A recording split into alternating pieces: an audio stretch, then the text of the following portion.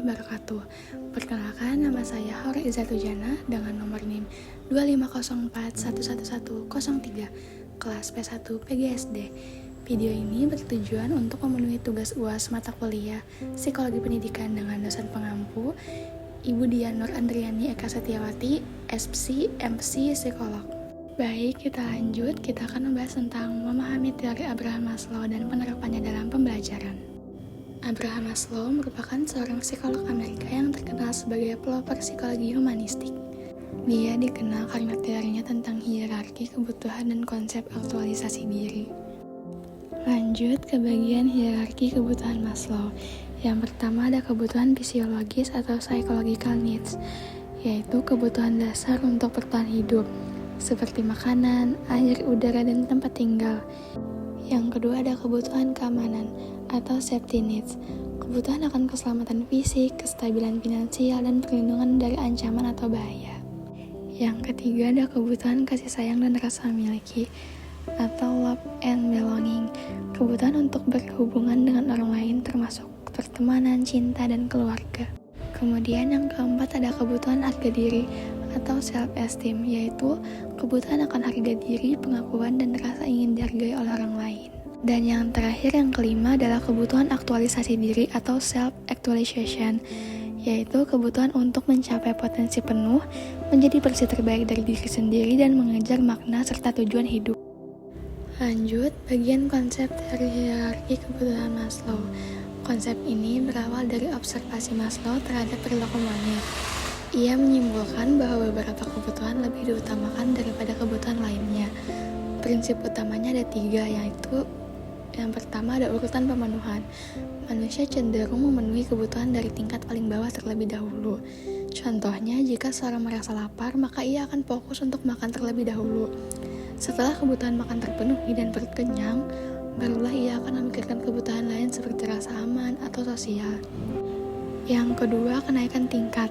Jika kebutuhan pada tingkat sudah terpenuhi, maka individu akan terdorong untuk memenuhi kebutuhan pada tingkat berikutnya yang lebih tinggi.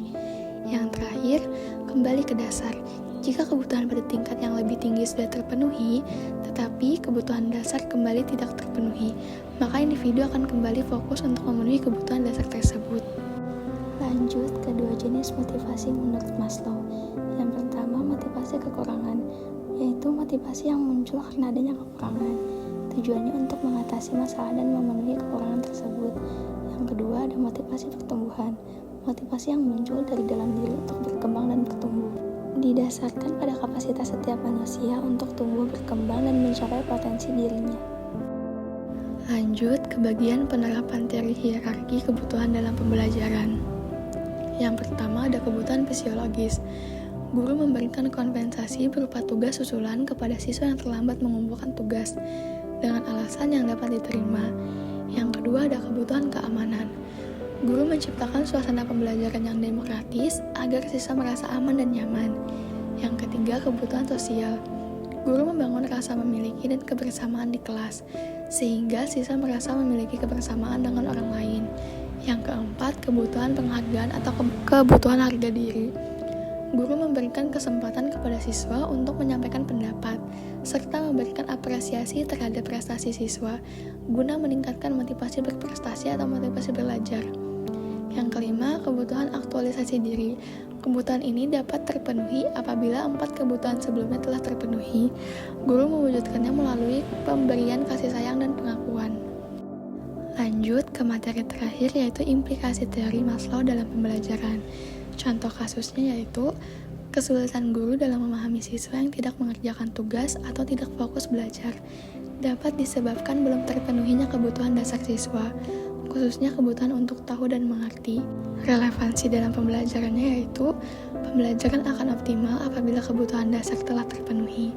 Tujuan akhir pendidikan adalah membantu siswa mencapai aktualisasi diri, yaitu menjadi versi terbaik dari dirinya. Hal tersebut dapat terjadi apabila siswa merasa aman, dihargai, dan dicintai. Implikasi bagi guru yaitu yang pertama, guru perlu memperhatikan kondisi emosional dan pemenuhan kebutuhan dasar siswa. Yang kedua, pendidikan diarahkan pada pengembangan potensi diri siswa. Yang terakhir, yang ketiga, lingkungan pembelajaran harus mendukung pencapaian harga diri dan kemandirian siswa. Sekian penjelasan dari saya. Wassalamualaikum warahmatullahi wabarakatuh.